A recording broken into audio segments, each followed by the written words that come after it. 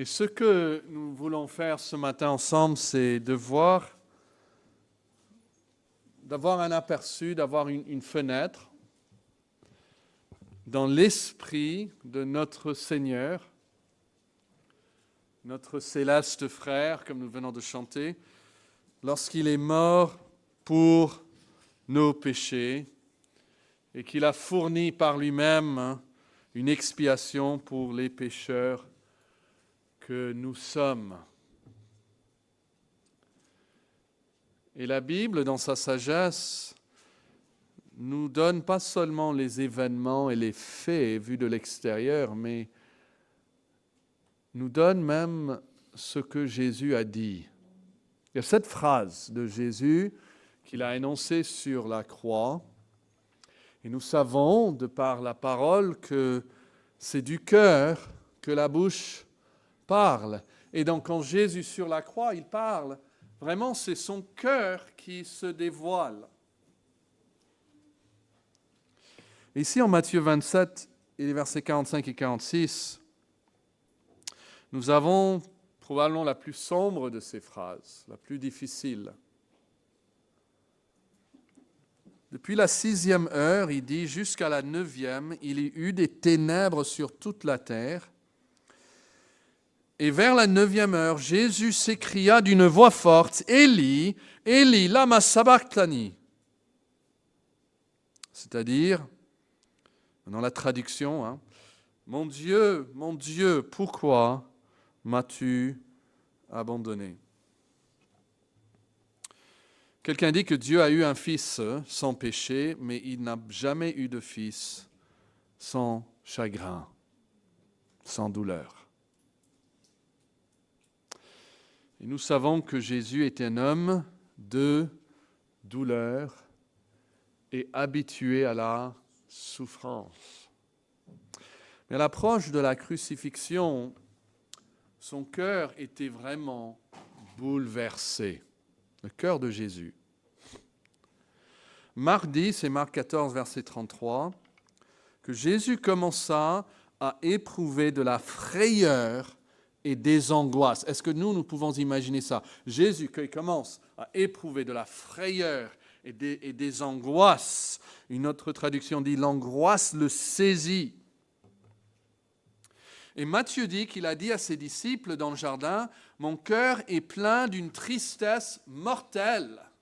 Je suis triste jusqu'à la mort. » Luc 22, verset 44 dit, « Saisi d'angoisse, Jésus priait avec encore plus d'ardeur, sa sueur devint comme des gouttes de sang qui tombaient à terre. » C'est la souffrance dans laquelle nous voyons Jésus.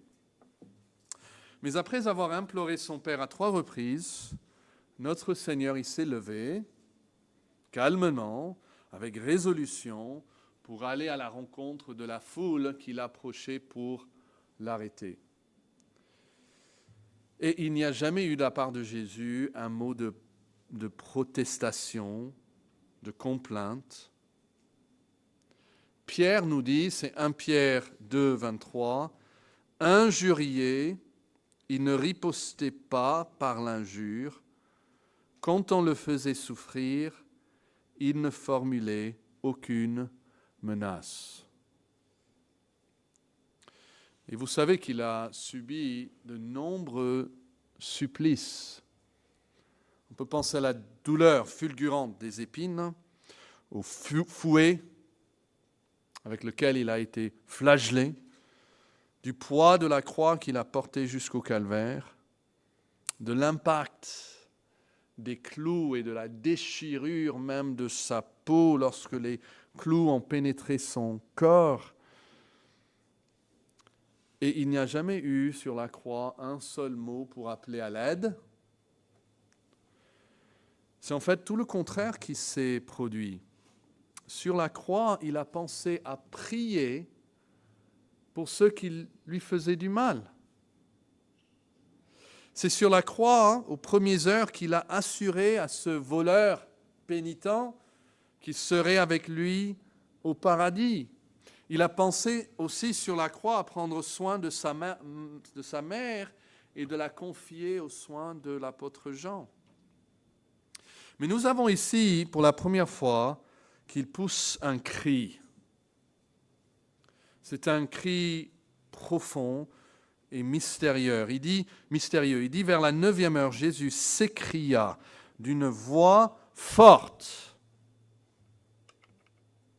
Je vous laisse imaginer cette voix forte qui crie sur la croix, angoissée. Mon Dieu, pourquoi m'as-tu abandonné? C'est en réalité un verset difficile à méditer, encore plus difficile à prêcher, en raison de son poids effroyable. C'est un cri d'abandon. C'est le cri de l'abandon. Il se sent, car il est abandonné. Et nous voyons en regardant que le cri est couvert de ténèbres. Ça, c'est le verset 45, qui nous dit que ce cri a été précédé d'un miracle. Depuis la 6e heure jusqu'à la 9e heure, il y eut des ténèbres sur toute la terre. Et puis c'est vers la fin de ce temps, mais lorsque les ténèbres sont toujours là, c'est vers la 9e heure. La Bible nous dit qu'il va crier. Notre Seigneur a été crucifié vers 9 heures du matin. Et à la 6e heure, donc on est vers midi, les ténèbres sont venues sur toute la terre, il dit. Il n'y avait pas de lumière de soleil. Et il ne s'agit pas de quelque chose de normal, parce qu'on est en plein milieu de la journée, on est à midi. Donc c'est au milieu de la journée que les ténèbres tombent. Et c'est sans doute un signe divin créé par un acte de Dieu. Luc 23, 45 dit que le soleil s'obscurcit. Littéralement, la lumière du soleil s'éteignait. On se demande, mais qu'est-ce qui se passe? On pourrait imaginer que c'est comme si la nature elle-même compatissait avec celui qui souffrait, le protégeait d'une manière ou d'une autre.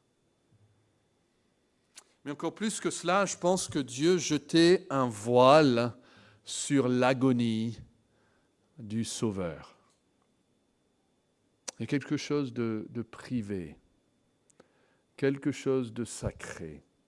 Vous savez qu'on l'avait dénudé, il est pendu là, nu devant la moquerie des hommes, tous ceux qui passent se raillent, se moquent de lui. Mais après, c'est comme Dieu dit stop. Dieu enlève la lumière, il le cache par ses ténèbres.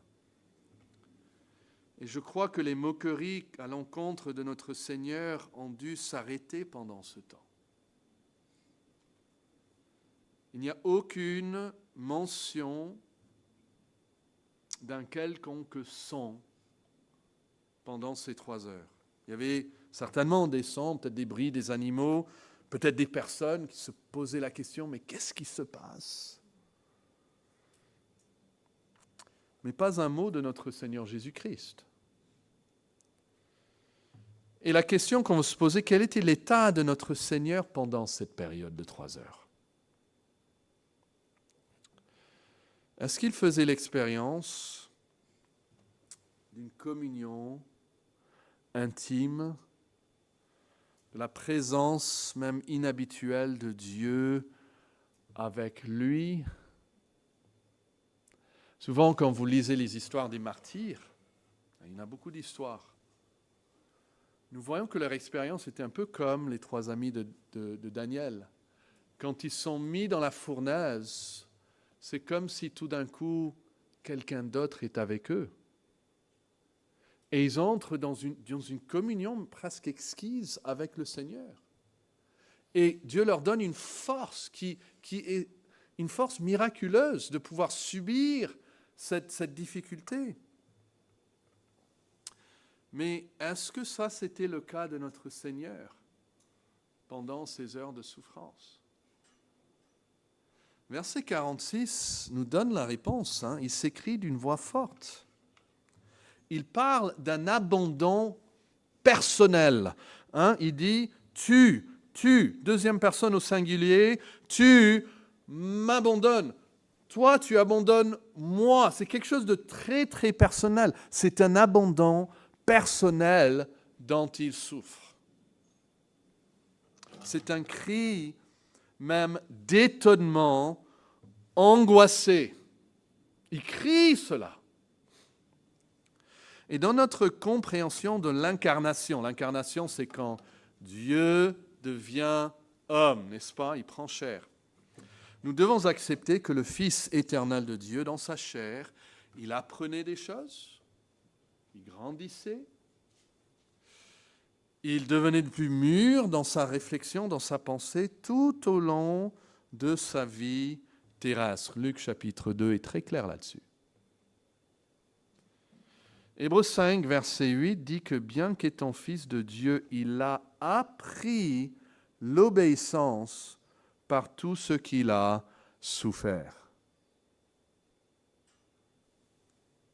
Et plutôt dans le jardin, l'évangile de Marc nous dit que l'angoisse le saisit, c'est l'expression. L'angoisse le saisit. Et ce mot communique un étonnement, un fort étonnement. Il est saisi d'un coup de cette angoisse, saisi d'effroi. Et sur la croix, ce pourquoi, ça communique l'étonnement, ça communique la perplexité, l'horreur même de ce qui se passait. Et tous les disciples qui restaient là autour de la croix, ces femmes surtout qui ont été là, ont dû être stupéfaites et frappées par l'horreur de ces paroles. C'est là que réside le mystère. Mais des choses qu'on peut dire que ne se passent pas, des choses qu'il faut exclure de notre pensée. Il faut exclure d'abord qu'il s'agisse d'un simple délire, que notre Seigneur il souffre tellement physiquement par la croix qu'il a perdu un peu le sens de la présence de Dieu. Et donc ce qu'il dit, c'est un peu dans le délire, même si ce n'est pas réellement le cas. Non, Jésus dit la vérité ici. Il est parfaitement conscient de tout ce qui se passe. Et il ne s'agit pas non plus d'une division de ces natures. Il ne faut pas penser que la nature humaine crie tandis que la nature divine reste calme. La Bible est claire que les deux natures, parce qu'il y a la nature divine et la nature humaine, Jésus est 100% Dieu ainsi que 100% homme, mais ils sont unis en une seule personne et jamais divisés. Et donc ce qui a été souffert a été vécu par l'ensemble de la personne, l'ensemble de l'être qu'était Jésus-Christ. Et nous devons aussi exclure qu'il s'agisse d'une preuve de mécontentement de la part de Dieu, comme si Dieu le Père signifiait à ce moment-là qu'il se passait quelque chose qui était au-delà de sa volonté et qu'il n'était pas heureux en ce moment-là avec son Fils. La Bible nous dit le contraire, que Dieu avait préparé un corps pour son Fils pour ce but précis. Ésaïe nous dit qu'il a plu à l'Éternel de le briser par la souffrance. Donc le Père ici n'est pas fâché contre son Fils pour ce qu'il est en train de faire. Le cri de Jésus révèle la souffrance de Jésus-Christ. Il y a deux vérités que nous devons garder en parallèle l'une de l'autre. C'est difficile, Parfois on a un paquet, on veut le soulever, puis un autre paquet, on va le poser pour prendre. Mais là, c'est vraiment deux paquets qu'il faut soulever en même temps. Et cette première vérité, c'est que Jésus porte consciemment le péché du monde. Alors je vous demande dans votre propre expérience si vous avez jamais ressenti l'isolement qui vient d'avoir délibérément offensé Dieu. Il y a une solitude d'esprit qui est le résultat. Il y a une perte de communion, de cette douceur de la communion avec Jésus-Christ. parce que notre conscience nous attaque et nous condamne.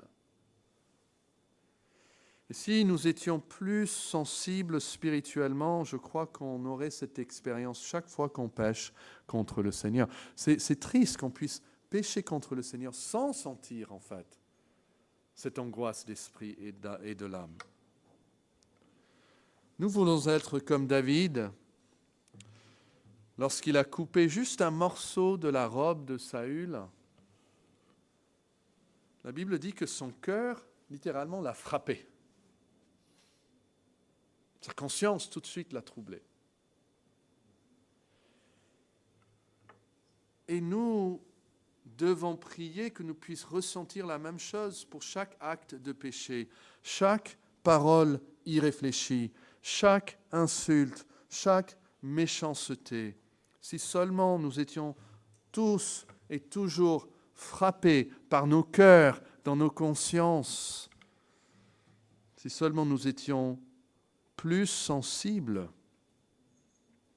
Mais Jésus est l'être le plus sensible envers le péché qui n'ait jamais vécu. Il n'a pas un cœur endurci par l'incrédulité. Et en ce moment-là, le Christ porte le péché du monde, comme Jean-Baptiste l'a dit. Nous avons l'habitude de porter nos propres péchés. Parfois, on peut se complaire même dans le péché, mais pas Jésus.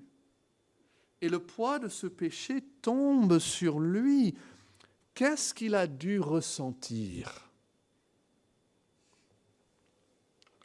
Et l'autre verset qu'il faut garder en même temps à la conscience, c'est que Jésus subit non seulement consciemment le péché du monde, il porte le péché du monde, il a tout ça sur son cœur, mais il subit consciemment la plénitude de la pénalité du péché. C'est-à-dire, il connaît la totalité de ce qui doit être infligé divinement contre le péché. À la fois, il sent le péché, parce qu'il a porté en lui nos fautes jusqu'à la croix, la Bible dit. Donc il a le poids du péché et il a aussi le poids de la condamnation, la pénalité contre le péché. Et cette peine n'est pas simplement la mort physique d'une personne. Il s'agit d'une mort spirituelle, c'est-à-dire de l'aliénation totale de Dieu. C'est la séparation d'avec Dieu. C'est l'absence de tout sentiment d'acceptation de la part de Dieu. C'est d'être mis à l'écart. C'est d'être rejeté. C'est d'avoir ces prières que l'on ne reçoit pas. C'est d'être abandonné de Dieu. Une chose remarquable. Et vous savez, nous, on est nés un peu dans cette condition. Nous sommes nés ennemis de Dieu. Il y a beaucoup de gens qui se leurrent en pensant qu'ils ont une relation avec Dieu quand ils ne l'ont pas, parce qu'ils ne l'ont jamais, en fait, connu une relation intime avec Dieu. Mais notre Seigneur avait entendu le Père dire à plus d'une reprise, « Celui-ci est mon Fils bien-aimé en qui j'ai mis toute mon affection. » Il avait connu pendant 33 ans une communion ininterrompue, telle que vous et moi, nous n'avions jamais, même en tant que chrétiens, nous n'avions jamais pu connaître. Vous voyez, c'est un peu la différence entre moi, je dis à un passant dans la rue, je vois quelqu'un à Paris, je te rejette, je ne veux plus te voir, je te déteste. Bon, il va me dire, ça ne va pas lui changer la vie. Mais si je prends mon fils et je lui dis la même chose, vous voyez que l'impact est tout autre. Et ici, c'est une question du Père et du Fils. L'abandon est ressenti par le Fils et il vient du Père. Nous n'avons jamais approché le sommet de la bénédiction d'une communion qui existait sans interruption entre Jésus, le Fils de Dieu, et son Père céleste. Il dit même en Ésaïe que tous les matins, il le réveillait pour lui apprendre des choses. Et en ces heures, il était abandonné de son Père. Alors, qui peut expliquer cela? Dieu abandonné de Dieu. Qui peut l'expliquer? Personne ne peut l'expliquer, surtout pas moi. Mais nous pouvons voir là-dedans la souffrance de Jésus-Christ. Et le cri révèle aussi le cœur de Dieu. Réfléchissez à la nature de ces deux protagonistes de cette transaction, parce qu'il y a deux êtres ici. Il y a le Père, il y a le Fils. Il y a le Père qui abandonne, il y a le Fils qui est abandonné et qui crie dans son angoisse suite à cet abandon. Qu'est-ce que ça révèle donc du Père et du Fils?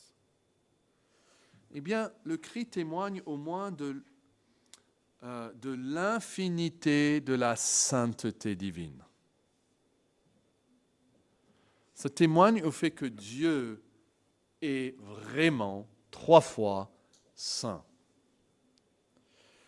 Sinon, comment pourrions-nous connaître sa sainteté si par cette cri d'angoisse? Abraham, il a crié face à la sainteté de Dieu, je ne suis que poussière et cendre.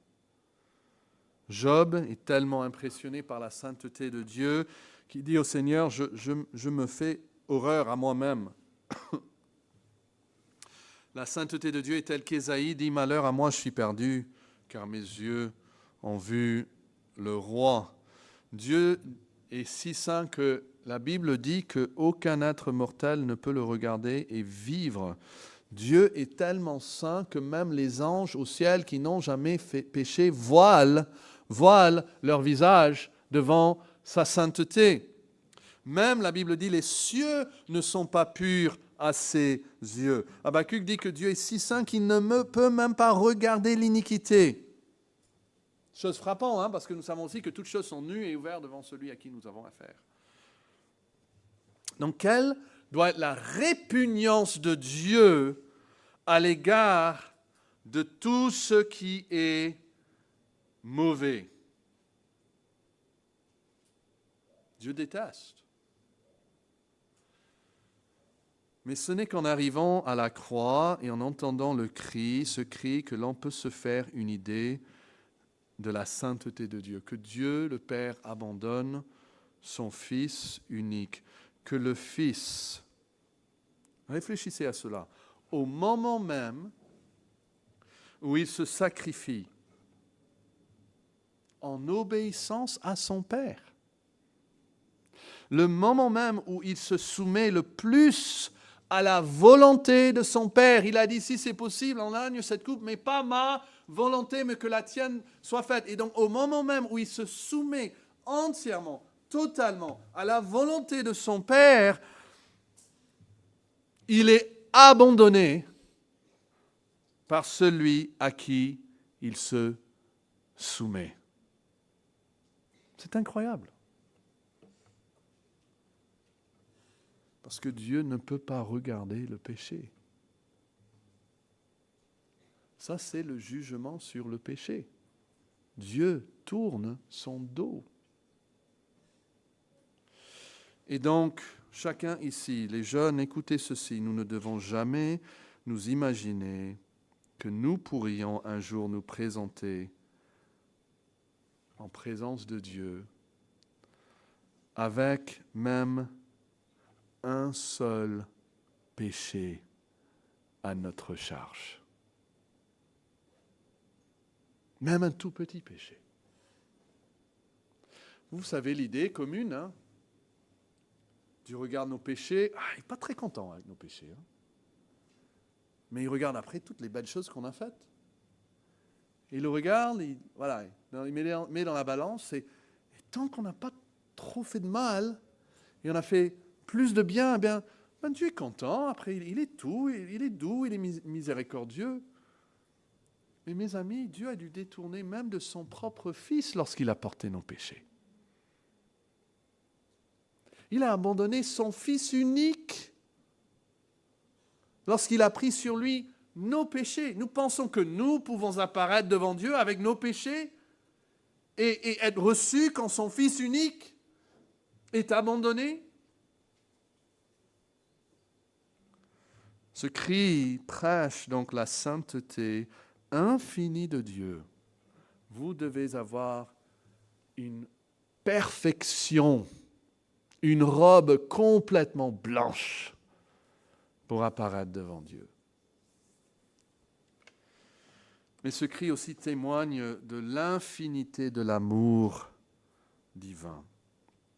Ce cri prêche la sainteté divine, mais aussi l'amour divin, à la fois du Père et du Fils. Comment expliquer autrement que le Père et le Fils se soient mis d'accord? Et la Bible indique ailleurs que c'était même avant la fondation du monde, qu'ils se sont mis d'accord sur cela. Qui se sont mis d'accord que quelque chose que de toute éternité n'était pas le cas, qui ne serait jamais plus le cas, mais qui vont l'accepter. Pensez à l'étrange exception de ces heures, comparée à toute l'éternité avant. Jésus dit en parlant, le Fils, il est dans le sein du Père, c'est comme ça qu'il parle. Il dit, le Père et le Fils, nous sommes un, je ne fais rien sans la volonté du Père. Et le Père, quand il parle, il dit, ceci est mon Fils bien-aimé, écoutez-le. Quelle étrange exception à cette communion sans rupture entre le Père et le Fils. Il y a une rupture ici. Et la Bible nous dit que c'est ainsi que Dieu nous prouve son amour. En ce que lorsque nous étions encore des pécheurs, quoi? Christ est mort pour nous. Dieu a envoyé son Fils unique pour porter notre honte. Et l'Épître aux Éphésiens nous dit que le Christ aime son Église comme un homme aime son épouse. Mais la mesure de cet amour, la grandeur de cet amour se voit dans son sacrifice. La Bible dit qu'il a aimé l'Église et il s'est quoi? Il s'est donné lui-même pour elle, afin de la sanctifier, afin de la présenter sans tache, sans aucune imperfection, qui puisse venir et tarnir la beauté à ses yeux. Jésus veut regarder sa femme, son Église, absolument pure. Il veut la voir sans tache, ni ride, ni aucune chose. Et il est prêt à subir l'angoisse d'abandon pour que ce soit le cas. Il aime son Église et il s'est donné lui-même pour elle. C'est l'amour infini du Père et du Fils. Alors, une question. Combien donneriez-vous, combien dépenseriez-vous pour montrer votre amour envers quelqu'un? On apprécie quand c'est Noël ou c'est notre anniversaire, quelqu'un nous donne un cadeau, on passe un coup de fil, on fait sortir au restaurant, et on apprécie le fait qu'il y a beaucoup d'affection, même dans un seul acte. Ça, c'est du travail pour faire ces choses. Mais jusqu'à quel point êtes-vous prêt à montrer votre amour envers quelqu'un? Combien d'argent, tout votre argent, tout ce que vous avez dans la banque, vous êtes prêt à le dépenser pour aider un frère ou une sœur? Et même si vous pouvez parler jusqu'à aller à donner votre vie, rien qu'on puisse faire ne peut se comparer avec l'amour du Père et du Fils qui seraient prêts l'un comme l'autre à se séparer, ne serait-ce qu'un instant, de la communion qu'ils avaient l'un avec l'autre. Et pour l'un de porter la culpabilité, toute la honte, toutes les conséquences, porter le péché du monde et de ressentir jusqu'à l'étonnement l'abandon de l'autre. Et ici, nous n'avons que les paroles du Fils, n'est-ce pas? Rien dans les Écritures nous donne, ne serait-ce qu'un aperçu même, de ce que cela faisait dans le cœur du Père. Tout ce qu'on a, c'est ces indications que ça, c'est une évidence que le Père aussi nous aime. Il nous aime. C'est son Fils bien-aimé. Et quand il détourne de lui, ce n'est pas d'un ennemi. Il se détourne d'un Fils bien-aimé en qui il a mis toute son affection. Porter notre péché donc a nécessité un abandon total de la part de Dieu. Qu'est-ce que cela signifie en tant qu'expérience? Comme j'ai dit, les martyrs ne le comprennent pas. Ils ressentent souvent davantage la présence de Dieu dans leur souffrance. Quelqu'un a suggéré que les seuls à pouvoir peut-être s'y approcher seraient des hommes comme Caïn ou Ésaü. Rappelez, on a vu ça la semaine dernière, il a pleuré, mais il ne put convaincre son père à changer de sentiment. Ou Judas. Mais pour ces hommes, eux, ils n'ont jamais connu la communion avec Dieu. Ils ne sont pas partis d'une relation de communion intime avec Dieu. Mais ils ont connu l'horreur de la porte fermée de Dieu, du rejet de Dieu, de la voix qui disait « Éloignez-vous de moi, je ne vous ai jamais connu ». Mais Christ l'a subi en tant que Fils. Et le Père a accepté que ça se fasse en tant que Père. Quel amour! Et le cri révèle finalement l'accomplissement de l'œuvre de Jésus-Christ. Le cri nous prêche l'épuisement complet de la pénalité infinie contre le péché. Le péché est infini dans ses conséquences parce qu'il est commis contre un être infini. Comprenez? Je vous ai donné avant cet exemple. C'est une chose de donner un coup de pied à mon chat. C'est une autre chose de donner un coup de pied, le même acte, à ma mère. Et c'est encore une autre chose de donner un coup de pied au président ou au roi du pays. Ça devient une insulte nationale. Et le péché est infini parce que chaque péché, comme David a dit, c'est contre en fait toi seul que j'ai péché. Chaque péché commis contre un être infini, nous péchons contre Dieu. Et le châtiment de l'éternité, comme punition contre le péché, est comprise parce que nous avons péché contre un être infini, donc le châtiment doit être infini. Alors, quelle est l'ampleur d'un péché commis contre un être infini? Ce péché est infini, mais ce cri de Jésus, ça communique l'épuisement de la pénalité infinie contre cet être infini, parce que le salaire ultime du péché est la séparation avec Dieu, n'est-ce pas? Le salaire du péché, c'est la mort. C'est la mort, cette séparation d'avec Dieu. Et si notre Seigneur n'avait pas dit quelque chose comme cela, on n'aurait peut-être pas eu l'assurance que la peine ultime a été payée, qu'il est allé vraiment jusqu'à ce point d'être abandonné de Dieu. C'est pour ça que les gens disent « Oh, il est souffert comme exemple ». Mais comme exemple d'être abandonné de Dieu, vous voyez, ça ne marche plus. Ça, ce n'est pas un exemple. Ça, c'est un substitut qui meurt à notre place. Nous n'aurions pas eu peut-être l'assurance de la plénitude de notre salut. Donc, qu'est-ce que cela dit, ce cri à une personne qui croit vraiment en Christ, sinon qu'il n'y a plus de sacrifice pour le péché? Qui peut faire mieux que cela? Tout a été payé, tout a été porté par notre Sauveur. La peine de la mort a été entièrement payée. Pourquoi? Parce qu'elle a été payée par un être infini. Vous voyez? C'est un être infini qui paye la peine.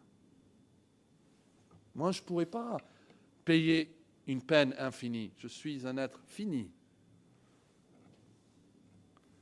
Et notre substitut qui porte notre péché a réellement fait l'expérience de l'abandon par le Dieu infiniment saint.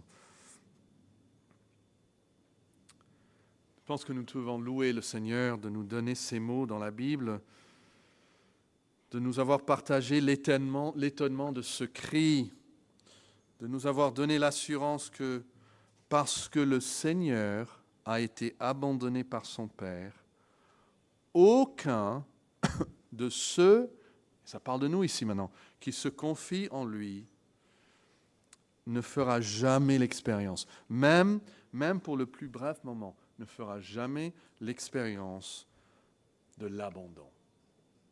Jamais. Jésus a dit que nous sommes dans sa main et que personne ne peut nous ravirer de sa main.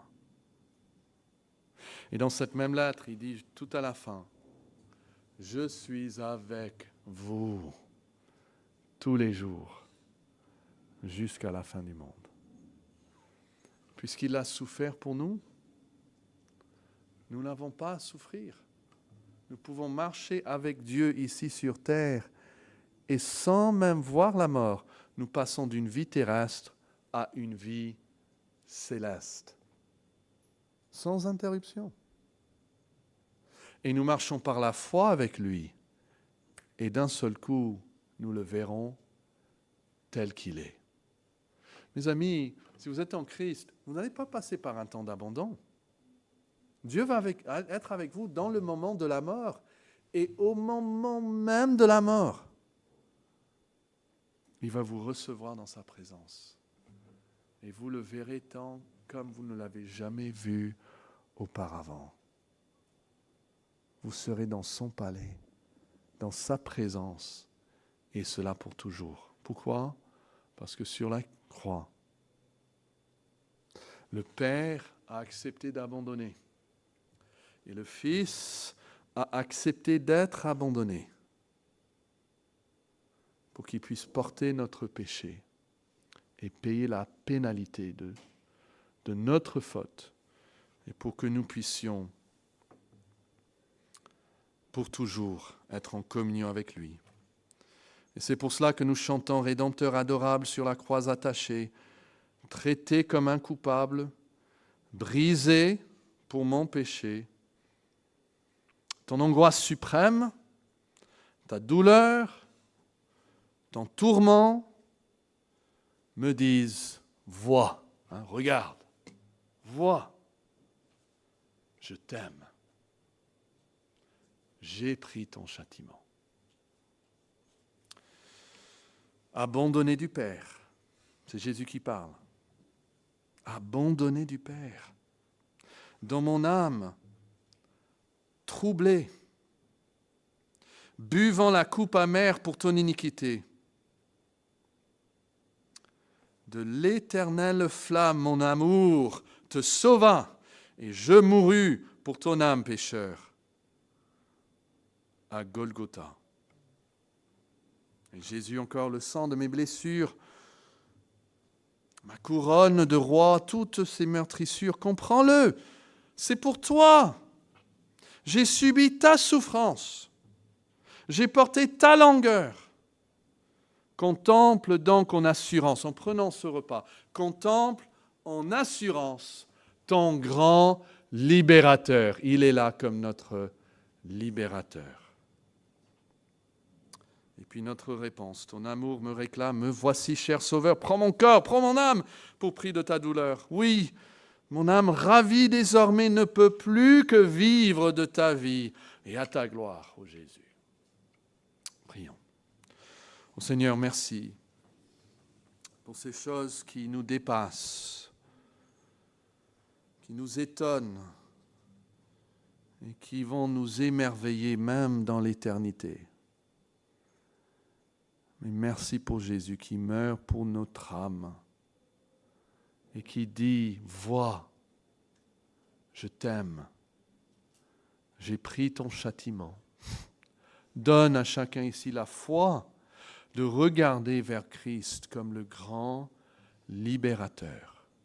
et d'accepter la transaction, le salut qui nous est offert parce que Christ a pris sur lui notre péché et qu'il a subi la pénalité ultime d'être abandonné par son Père.